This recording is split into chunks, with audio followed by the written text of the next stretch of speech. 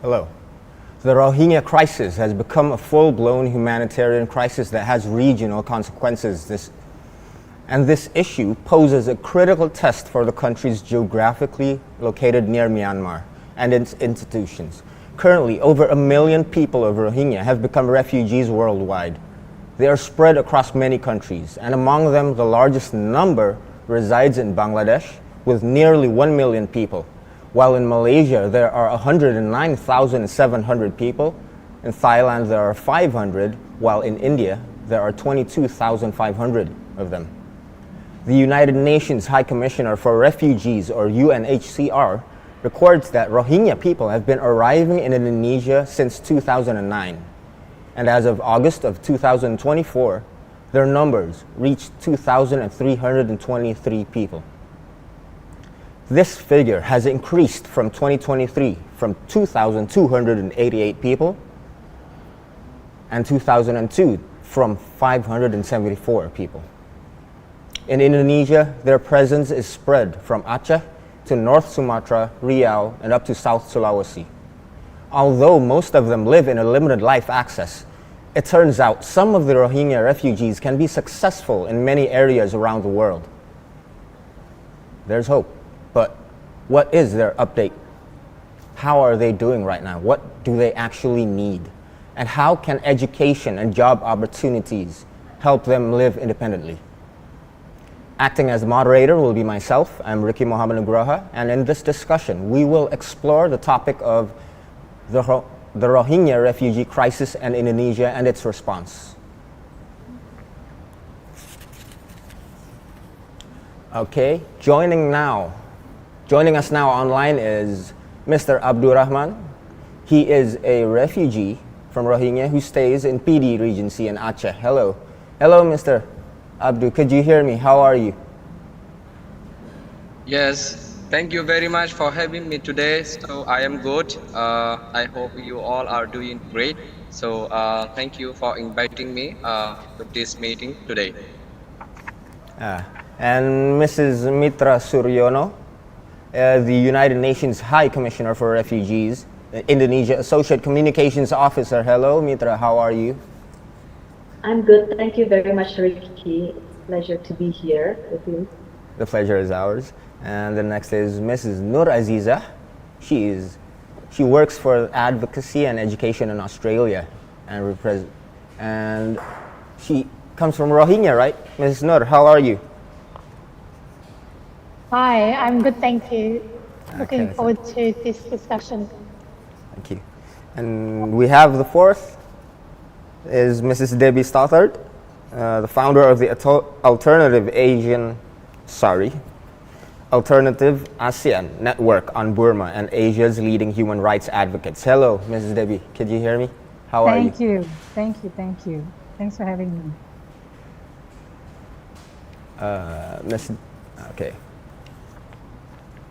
Okay, ladies and gentlemen, right now would be the time for us to start our discussion.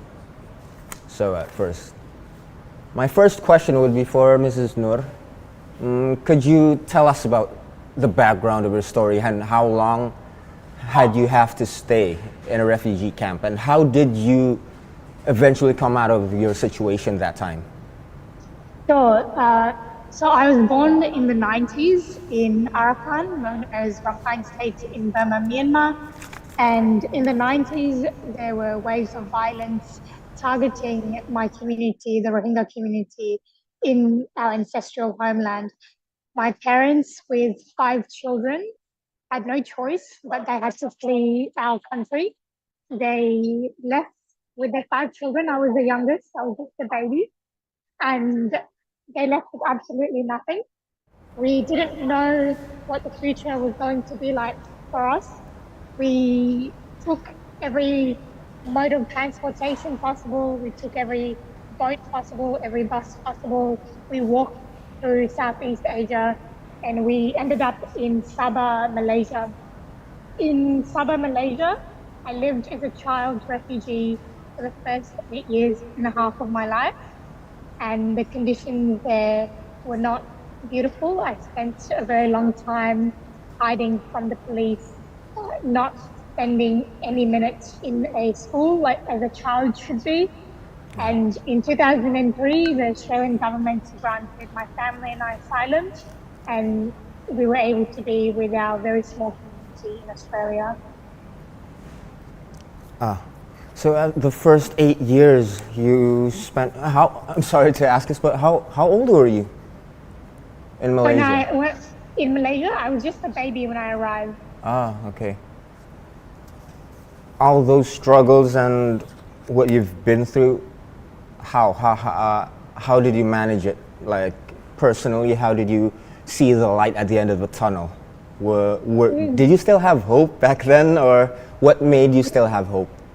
It was very difficult to have hope at that time because Rohingya, as a stateless people, another way for the military junta to target us is they removed our citizenship in 1982, so we don't have any legal paperwork to showcase that we belong in Burma, Myanmar. Therefore, there were constant barriers in Malaysia. I had to sell stickers on the streets to bring food to the table.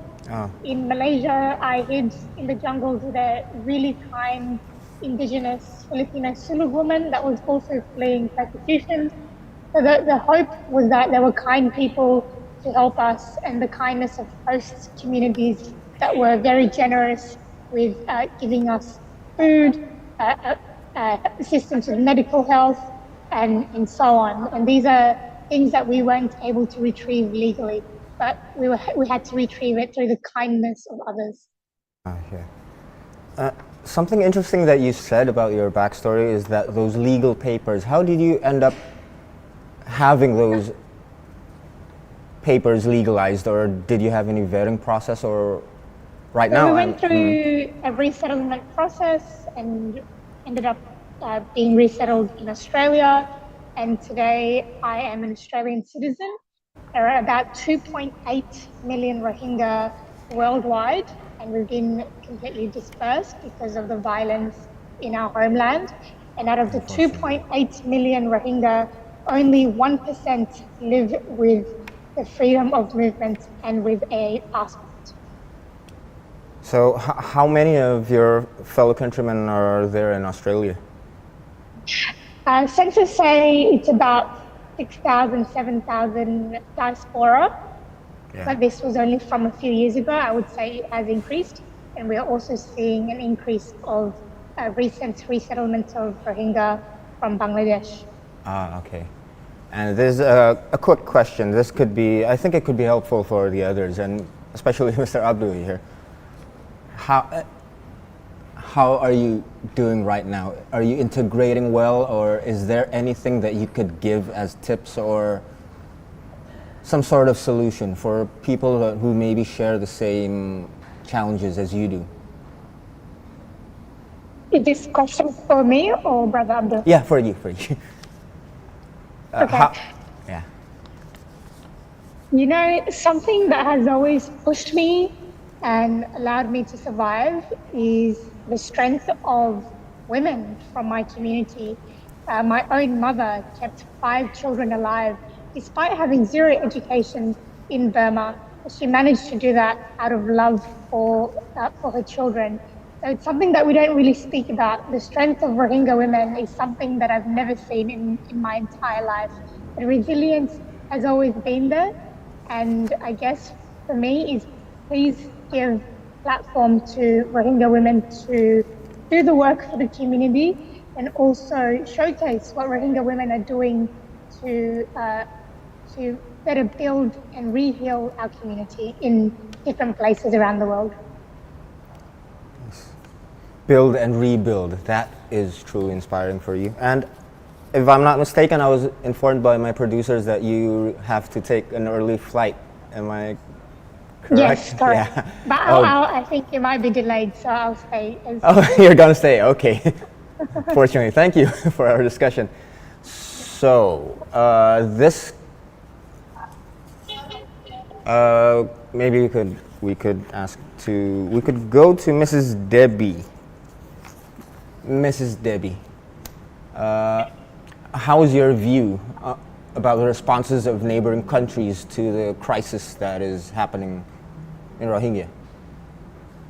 To be quite honest, as a Malaysian, I'm very disappointed because in the earlier days, when Rohingya were forced to flee their country in boats, at that time, Malaysia and other neighboring countries showed some concern because they understood this was a very difficult situation. Since then, the situation of Rohingya have become one of genocide. And that at this time, we see that many governments in the region have fallen victim to a hate campaign. So instead of sympathy to Rohingya, we are seeing states treating Rohingya as criminals. And this is not the case for Rohingya. Nur Aziza is too humble. This year, she was recognized as a global young citizen, and it has just been announced that she's been nominated as Young Australian of the Year because of her contribution to Australian society in the short time that she has been a refugee in Australia. Wow, so when we see that, and we see that by criminalizing Rohingya, we are actually denying the opportunity to benefit from their commitment, their community capabilities in our own country. And some of the fear campaign has been really scary. For example, in Indonesia, there is a very coordinated hate campaign against Rohingya, but Rohingya are actually a very not a majority of the refugee population in Indonesia.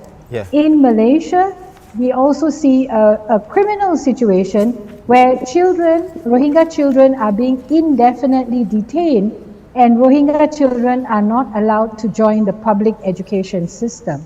So I think it's not just about our bad treatment of Rohingya, it's also about the fact that our countries have failed to fulfill their obligations under the Child Rights Convention and other international human rights obligations. ASEAN keeps saying we are people-centered community, blah, blah, blah, but then this is not how a community treats its own members, because the people of Myanmar, including the Rohingya, are our community too. Do you think you could analyze what the root cause behind the hatred or something like that? Is it because of misinformation, or, as you said, maybe a structured campaign against them? It's definitely an organized campaign, and we need to look at, if we want to be a detective and look at who is behind the campaign, we also need to look at who benefits from the campaign. The military junta of Myanmar, which has been committing genocide against Rohingya, benefits from this campaign, because the Malaysian government has even deported Rohingya back to Myanmar since the coup started 3 years ago. So China benefits from this campaign because many Rohingya homeland has been taken and used as infrastructure and facilities for Chinese investments in Myanmar. Some of the local politicians in our various countries have been also benefiting from this to get more votes by making people afraid and hate Rohingya, so that they are seen as protecting the country from Rohingya. So we do need to actually understand this and also get behind this, because we need to actually start calling out and understanding that hatred against Rohingya is not just illogical and based on fake news, but it's actually making us show the worst side of ASEAN. In Burma, Myanmar now, we are facing 880 clashes and attacks on civilians in the country. 800. And there are more than nearly 880 incidents of attacks on civilians and clashes every month. And in this year, every month, we have seen more than 100 airstrikes. At this time, a lot of the fighting is happening in Arakan or Rakhine State, And Rohingya are being, the ones who are staying in the country are being taken by all sides and forced to join the army. So we are seeing even a heightened risk again and heightened threats against Rohingya. And yet ASEAN seems to be closing their ears and closing their eyes to this situation. Okay. And what do you think is the most pressing needs that the Rohingya people need right now to face all these challenges that you just explained very articulatively? Well, we definitely need civilian protection. And while ASEAN is not in a position to go into Myanmar to protect Rohingya, we are in a position to protect the Rohingya who are in our territory already. And that civilian protection means making sure at the very least that women and children are allowed to have their rights to health, to education, and to shelter and... It's about already following the rules that have been established, right? We all have that, let's say, policy for protecting children despite their status or anything, right? Yeah.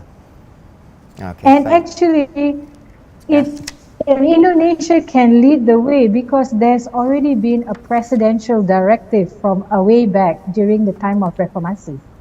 So there's already a national framework. So we should be implementing this framework, and Indonesia should be showing a good example to other ASEAN countries on how to treat refugees, because in most of our history, most of our countries have been built by refugees. Even the Malacca Sultanate in Malaysia was from a refugee from Indonesia. So we are part of a community and we are part of Nusantara. And some of this, having refugees in our community, can actually benefit us more than burden us if we allow them to contribute. So that's the key answer, right? If we allow them. Okay. Thank you, Ms. Debbie. Okay, I'm gonna go next to Mr. Abdul Rahman. How are you, Mr. Abdul? And could you... I'm good. You're good. Okay, thank you. Could you please, right now, like describe what you're going through and how it is there where you're staying right now? And are you facing the same challenges that maybe Mrs. Debbie explained or Mrs. Noor shared? Yeah, absolutely. Yeah, I have been facing, since I was born, and I was born in Mongdo Township of Mereka State, and I faced a lot of challenges and during my study, and our during the ethnic cleansing and genocidal operation, it has been carried out by the brutal Myanmar military. So I had to with my place in order to save my life, and I took refuge in Cox's Bazar, Bangladesh, which is nearly more than 1 million refugees are being hosted in Cox's Bazar right now. Even I lost my mother as well. So I can say I lost my father after the conflict of 2012, the religious conflict in the form of religious conflict. Maybe you remember. Yeah. In 2012. I became a refugee in 2017, and I stayed in Bangladesh refugee camp for almost 7 years. And after that, having a lot of challenges, as you know. In pursuing my higher education and for a better life and safety and security, and I embarked the journey to Indonesia last year in 19 November. And finally, after it was the deadliest journey, through the Andaman Sea, and I know how it is difficult, and I can feel it. Every refugee, how they feel, and as so after 17 days, we landed. We got a chance to land here in Aceh in PD region. Okay. So in total, how long have you been in Aceh right now? Right now, it is in November 1st. We set off the journey from Bangladesh, and in 19 November 2023 Yeah. we arrived. All right. Yeah, Okay. it 1 year. Yes. Thank you, Mr. Abdul. I'm going to come back to you. I'm going to ask you a few questions. Okay. Now we're going to go to Mrs. Mitra Suryono. Hello, Miss Mitra. Hello, Mas Ricky. Hello. Could you tell us the latest update about the Rohingya refugees in Aceh? And because we heard that there are almost 100 people that just arrived in Aceh at the end of October. Yeah. So since the end of October, we have seen that 3 boats has arrived in Yeah. Aceh and in North Sumatra. And these 3 boats, 2 of them arrived on the 24th of October with 152 Rohingya refugees and 153 Rohingya refugees. Now the last one arrived on the 31st of October in North Sumatra with some 90 refugees. Oh, 90. Okay, that I'm gonna place my position as someone from the public. So, could you explain to us that why are there people taking refuge that are stopping by or maybe choosing Indonesia? Okay, so when we talk about refugees, we first need to know who they are. Yeah. So refugees are people who are leaving their country or their home because they are forced to do so. Why? Because they are facing persecution. There's a conflict or war or discrimination that could be dangerous for their lives or their families' lives. Of course.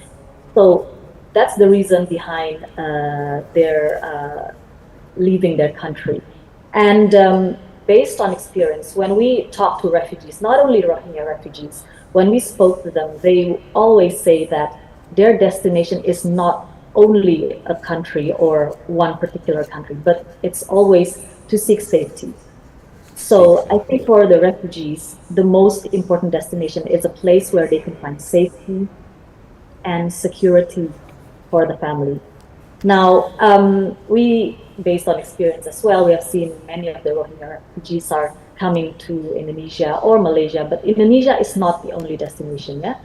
And based on their accounts, their stories, they always tell us that, of course, they have intention to be reunited with their family.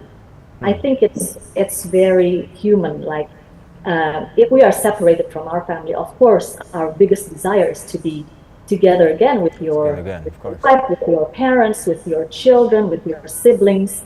So I think many of them have already relatives or families in Indonesia or Malaysia, and that could be behind the reason why they chose to go to the 2 destinations. Okay. Thank you for your answer, Ms. Mitra. I'm going to come back to you again. The next question is for Ms. Abdul again, Mr. Abdurrahman. Speaking as a refugee who is now currently in Aceh, Mr. Abdul. Yeah. Speaking as a person who is currently in Aceh, do you have anything that you want to say to the public or the government that the refugees from Rohingya, what do they need right now? Well, I would like to say, first of all, we are really grateful, and Indonesian government and Acehese people, especially, they have been really generous, and we are really, we Rohingya people are really grateful to them. So for including UNHCR and IOM, other humanitarian organization, or their life-saving aids and humanitarian support.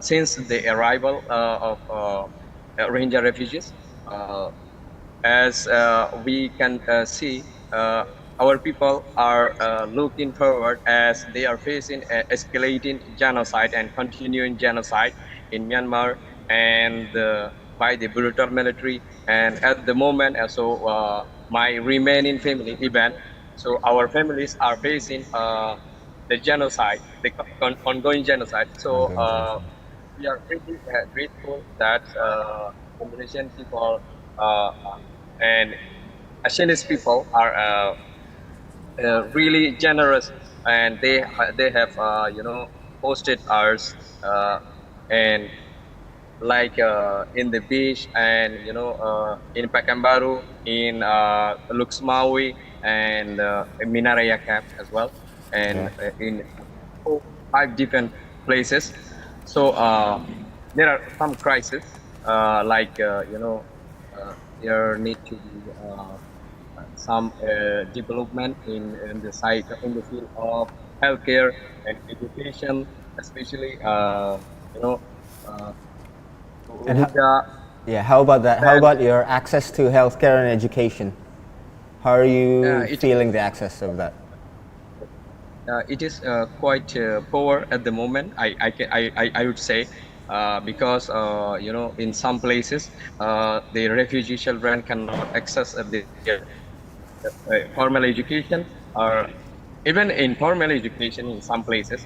Currently, I am that is near the beach, and currently I can show you that their living condition, and in it is they are staying in a small tent built by tarpaulin and bamboo, and at the moment they don't have any facilities. They cannot their children cannot learn anything.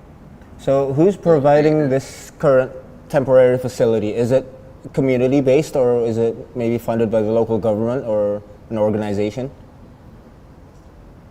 It has been provided, the food and water and basic needs has been provided by IOM, and the protection and security, and it has been provided by UNHCR.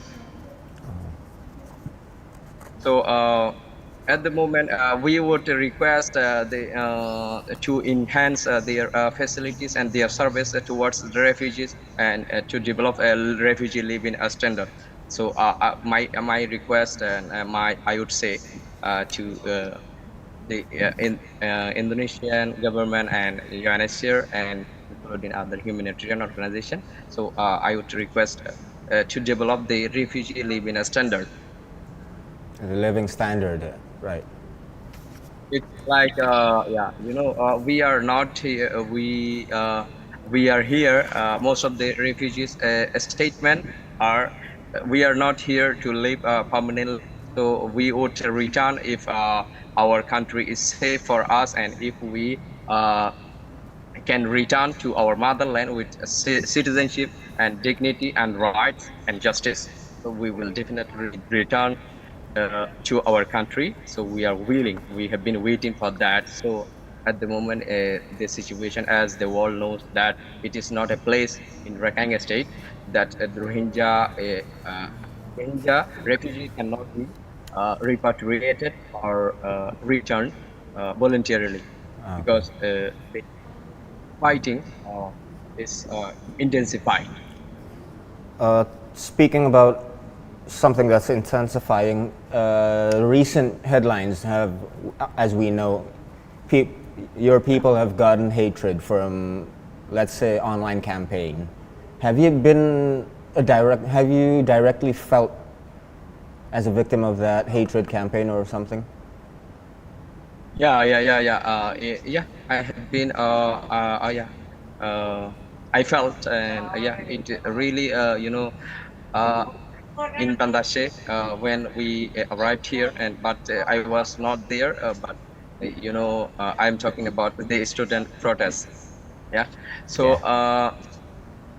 in other places there was some rejection, but however, I hope it has been handled very well by the Indonesian government and UNHCR and by Indonesian, I think, coordination uh, with the local government and regional government and central government as well. Oh, As we have been informed this year as well. So, okay. Thank you, Mr. Abdu. Thank you. My next question will be for Ms. Mitra. Ms. Mitra, what are the problems encountered by the refugees of Rohingya on their journey out of Myanmar? If you could describe it so that the general public could understand more.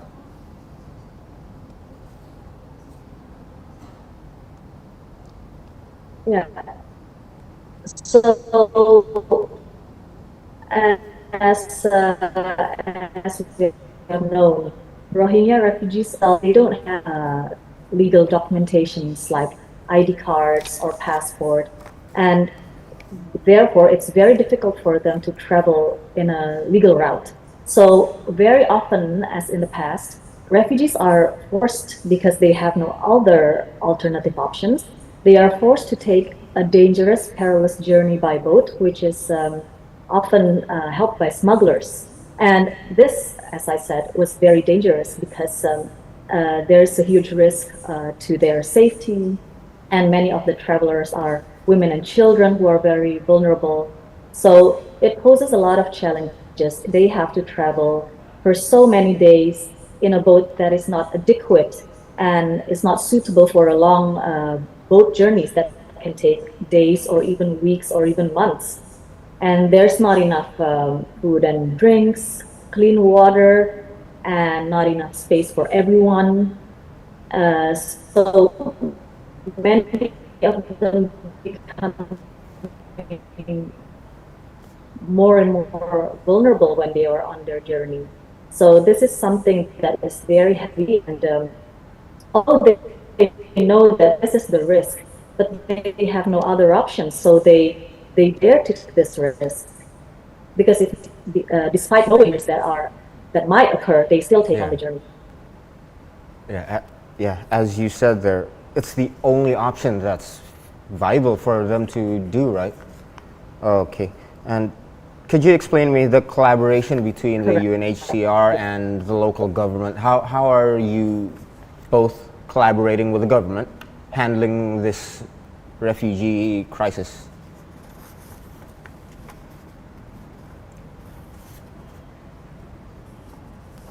I'm sorry, Ms. Mitra, did you hear my question? The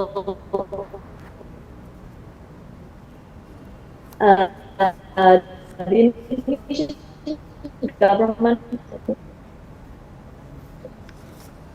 now, I can hear me because I see that the screen was on.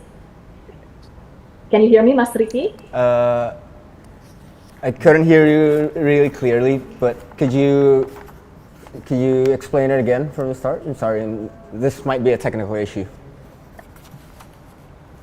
Yeah, I'm so sorry because I get a notification that the internet is not so good right now. But I hope you can hear me better now. Okay, we can hear you better now. It's okay. So the last question was the collaboration. Yeah. I hear the question. So the Indonesian government, Indonesia as a country is a very traditionally have applying humanitarian tradition that welcomes refugees in the 70s. So in principle, refugees are provided protection in the country. They are welcomed. And Indonesia has worked now, when we with the government, we don't work alone. We also have partners and supporters and donors, and we coordinate this work together jointly. And first and foremost, what's most important is that the refugees are providing access to be in Indonesia, to safe place, and not back to where they come from. So I think that's the very beginning of protection that the refugees need. Okay. And when refugees, sorry, can you hear me? Yeah. I think, how about if I ask? Hello, Mas Riki, can you confirm? The signal is not really good, so maybe I could go and ask Mrs. Noor first, and then I'll return to you again. How about that? Okay. Miss Noor Aziza. Okay, I'm gonna. Yes. Okay, thank you. Nice to see that you're still with us. Your flight might be delayed. Okay. As someone who, let's say, is in a fortunate position compared to Mr. Abdul, do you have any advice or for any other refugee in general or people from Rohingya or who are still staying in the camps and expecting to have a better life ahead? Do you have anything to say to them? Thank you. So last year, my team and I actually went to visit our community in Aceh, Indonesia. I'm the director of Rohingya Maya Final Collaborative Network, which is a refugee-led, Rohingya-led, women-led organization comprising of Rohingya women genocide survivors doing work for the community. We went to our community in Aceh in order for them to feel like they haven't been forgotten. And we conducted interviews with the children, the women, and the men, and we took back their concerns to Jakarta. As extremely privileged Rohingya, being part of that 1%, we understand what it's like to live in their situation because we've all had the lived experience and the horrors of being displaced in ASEAN. So as a Rohingya-led organization, we've seen violence occur in Arakan in the last few months, and we've seen more than 45,000 Rohingya refugees fleeing, crossing the Naf River and going to Bangladesh and looking for their families to look for a better life. You know who the first responders were in terms of humanitarian aid, providing food packs? It wasn't the big organizations, it was us, the Rohingya Maya Final Collaborative Network. We managed to raise funds for our community and providing rice, providing emergency healthcare, providing aid for women and children as soon as they've arrived. And we know that these are the life-saving needs that we need to do. As a community, we've always been a collective community. We've always been there for each other whenever violence do occur. So I guess for me to answer your question is, as a community, we have the moral responsibility to amplify the voices of our people that are extremely voiceless and have been pushed to the brink of survival in ASEAN and beyond. Amplify it so people can be more informed, right? And they have the empathy.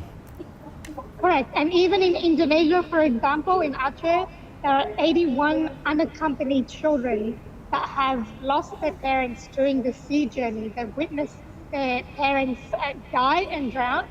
And as an organization, we've managed to provide them with psychosocial support and ongoing care.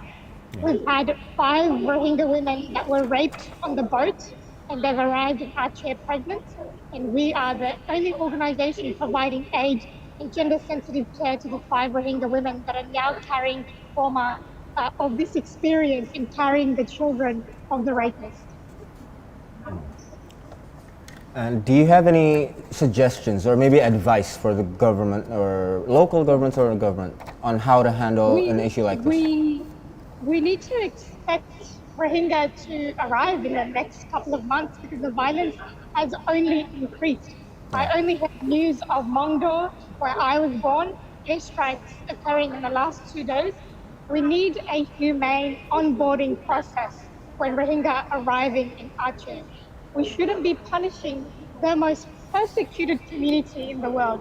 We need a process and a mechanism that's actually going to work and that's actually going to assist our community because we want to make meaningful contributions wherever we're at.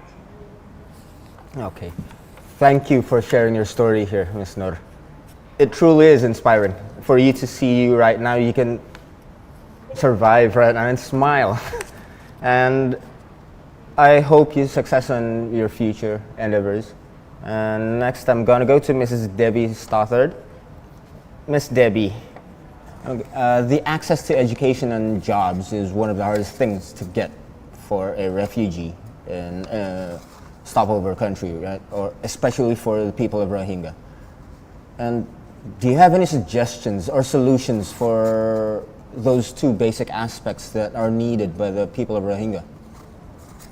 I think this applies to Rohingya, but also refugees from other countries who are in ASEAN. Yeah. For example, in most of our countries, our economies require workers to help with economic recovery. Malaysia is suffering a shortage of workers, but then the Malaysian authorities have been afraid because of the hate campaign to give jobs, to allow the refugees to work. Allowing refugees to have a job is the best, is the most sustainable way for them. It's less, it allows, many of them are willing to work hard, and because they want to be able to take care of their families. But at the same time, by having jobs, they are contributing to the economic recovery of local economies. This is something that's quite important because refugees don't want to stay in camps. If they have a job, they can rent a place from the local landlords to stay.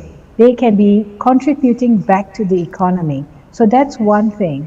And I think one of the process of genocide in Myanmar against the Rohingya was to prevent and restrict children and young people from getting an education. You have to understand, in the 1960s and 1970s, Rohingya and other Muslim communities were among the highest educated in the country. And restricting access to education is part of the genocidal process. So, you know, I was very privileged to go to PD in Aceh last year, along to accompany Nur Aziza and her colleagues. And we saw that even in the local school, they wanted the Rohingya children to study because in some of these rural schools, there's not enough students. But it was the police who stopped the children from going to the school. What was the reason for the police to stop them? The police said that they don't allow the children to leave the camp. It's a security issue. So it's not like as though these children are going to run away because their families are in the camp. It's not as though they are mini criminals. They just want to go to school. So I think we need to, and instead of criminalizing refugees, we need to see how we can allow them to contribute, take care of themselves and contribute to the local community. If we don't do that, it's not a sustainable solution. And instead of criminalizing refugees, we should actually be criminalizing the perpetrators of the genocide. The root cause of it, right? Yes, and in the end, you know, when Myanmar opened up, when people said there's a problem of impunity, many of the ASEAN diplomats said, don't rock the boat, don't be fussy, don't be so tough, let them get along one step at a time. But instead we saw a genocide and we saw a military coup. So I think ASEAN also needs to be realistic. If to solve this problem, we have to ensure protection of people who are already in our country.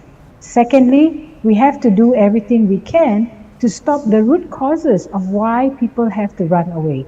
One of the things that we were shocked to find out is that on average, Rohingya people who took the boats to come to Malaysia or Indonesia are paying $2,600 US, and in a very dangerous, uncomfortable and harmful situation. If you are going to fly economy class from Arakan State to Jakarta, it's only $500. That's the shocking thing, that this is an abusive system And the human traffickers can make a lot of money out of it because ASEAN governments are criminalizing Rohingya. That's the problem. If we stop criminalizing them, we will be killing off this exploitative and harmful human smuggling, and we will be actually contributing to the long-term solution. We want Rohingya to be able to go back to their homes in safety and dignity with their rights. And that is not going to happen if we keep criminalizing them instead of addressing the root cause. Address the root cause and find the solution to be the answer, right? Yeah. That was actually my next question, but you already answered it very beautifully. Thank you, Ms. Debbie. I'm going to go back to Mrs. Mitra. We previously had a technical issue. Just one more question for the same question. How does the collaboration between UNHCR and the local government, how are they collaborating in handling the refugee issue of the Rohingya people? Yeah, so we are in ongoing coordination with the local and the national government as regards to handling of the Rohingya refugees and other refugees in the country. So the coordination has been ongoing for many years, and it's been a very good coordination. We don't work alone in here. We work together with partners to make sure that when refugees are in Indonesia, they are given protection. They are allowed to be in the country and to remain here safely for a temporary period of time. And while they are here, UNHCR then will work together again with the partners to make sure that the needs of the refugees, the Rohingya refugees, are met. This includes in providing food, basic necessities and drinks, and medical care, health needs, and school education, and livelihood opportunities if possible. Because like Ibu Debbie mentioned just now, it's very important to create a sense of independence in the refugees, because they are people who want and can contribute as well to the host community. They're basically just people like us, people who has ideas, who have hobbies, who have skills, and they have the capability to contribute if they were given the opportunity. So yeah, I think basically that's the situation right now. Okay. Thank you, Ms. Mitra. And actually, I've been reminded that we don't have a lot of time, so as we wrap up this discussion, I would like to thank you all for making this a very insightful discussion. And we really do hope that we will get a solution that could benefit every party, not just one, not just an organization, and the people of Rohingya especially. And before I close this officially, I'd like for each and every one of you to give a closing statement, maybe in a sentence, if you could. Starting maybe from Mrs. Nur. How about you? Would you like to start first? We understand that the hate speech has actually manifested to actual violence in Indonesia. Last year, when we saw the presidential voting process, we saw when Rohingya were arriving through the Andaman Sea, women and children were facing the brunt of this. And we even had a Rohingya mum. She had 2 children on the boat. The boat was pushed away by an anti-Rohingya group, and one of her child died from starvation on the boat. And you know how she buried her child? She had to throw her child in the ocean. So these incidents that are occurring to Rohingya are extremely preventable. So I'd like to make a final remark saying, please understand that Rohingya are not fleeing because we want to stay at a beautiful 5-star hotel in Bali, but it's because we are fleeing genocide, as the government of the US and Canada has stated. They both have genocide determination. We are fleeing persecution, ongoing genocide, and violence in our ancestral homeland. Thank you, Ms. Nur. And next, maybe I would like Mr. Abdurrahman, if you could give your final thoughts or advice for everyone. Thank you very much. So I agree, and it was your all your statement are I agree with them, and it is Miss Devi has stated very well and very clearly. So I would say, yeah, we refugees, nobody leaves their home if it is safe. So we are fleeing genocide, ongoing genocide, as the world know that. So we don't have alternative options, alternative choice. So we have to escape. A person cannot live where he's been killed, murdered, kidnapped, and tortured.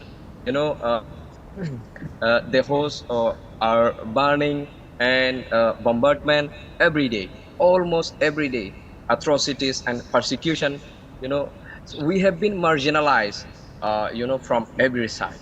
As so, uh, there is no alternative options that we do not have legal documents to travel, as you mentioned, from Yangon and to travel to Jakarta and Kuala Lumpur.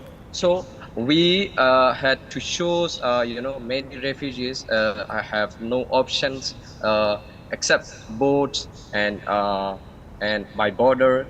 So there are so many security reasons. So yes, the ASEAN government do not allow the traffickers and the smugglers to run the business strategically. So yeah, it need to be taken a strict action against them. You know, so my people becoming a victim of genocide and you know human smugglers, and they have been become trafficked for many reasons. So I Ah, would say I recommend, or I would say to take action and to stop human trafficking. And I would, the Rohingya need international attention, international and durable solution. Because as we have seen, our crisis is overturned.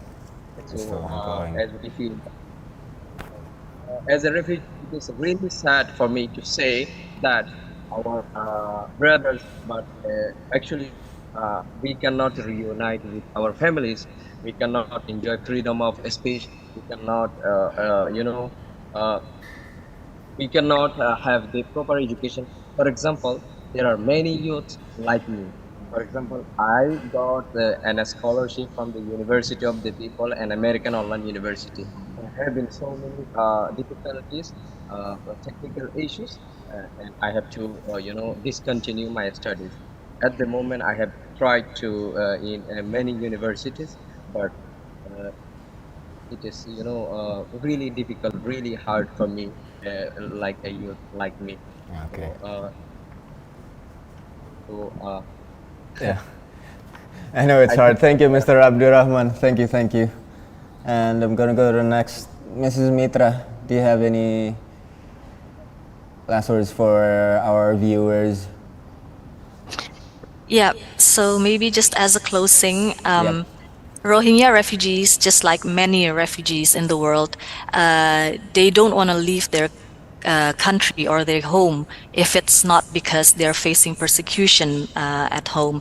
So for many years, Indonesians have been very supportive and very kind to refugees. So I think at this opportunity, I would like to say that we hope that for the many years to come, we can still see the same humanitarian spirit for the Rohingya refugees in Indonesia. Okay. Thank you, Ms. Mitra. And Miss Debbie, how about you? I Any think I closing think statement? ASEAN is demeaning themselves, is reducing its own value if it allows itself to listen and give in to the hate campaign and the hate speech against Rohingya and other refugees. We are actually diminished by doing that, because on the ground, when we saw in Aceh, in other parts of Malaysia, even in Thailand, local people are actually so courageously helping the refugees. So our governments need to follow the example of the local communities who have been so generous on the ground. And let's not forget, if we cooperate and criminalize the Rohingya refugees, if we deny Rohingya children access to education, if we indefinitely detain Rohingya families, we are actually helping the military that committed the genocide. We are actually prolonging the impact of the genocide. And that is really concerning, because if we allow Rohingya the freedom to take care of themselves, we are also allowing them to contribute back to our own governments, our own countries, our own economies. Thank you. Thank you, Ms. Debbie.